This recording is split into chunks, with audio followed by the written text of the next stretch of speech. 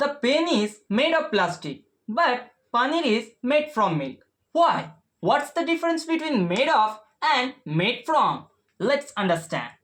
Before starting my video, if you are new here, then please subscribe my channel and hit the bell icon for more updates.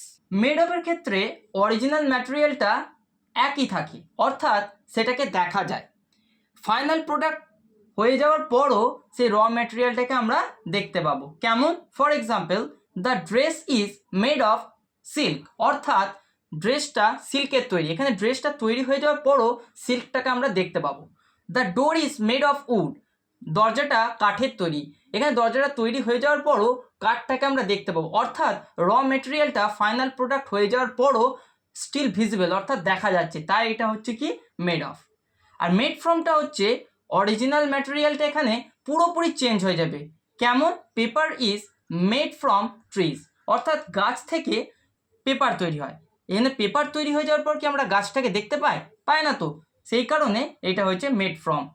Plastic is made from oil, oil থেকে plastic তৈরি হয়, অর্থাৎ প্লাস্টিকটা হয়ে যাওয়ার পর আর আমরা অয়েলটাকে দেখতে পাই না, কারণ এখানে অরিজিনাল ম্যাটেরিয়ালটা পুরোপুরি চেঞ্জ হয়ে যাচ্ছে, অর্থাৎ র ম্যাটেরিয়ালটাকে আমরা দেখতে পাবো না, তাই হয়েছে এটা made from. Wine is made dash grapes, এইটার উত্তর কী হবে সেটা তোমরা কমেন্টে জানিও।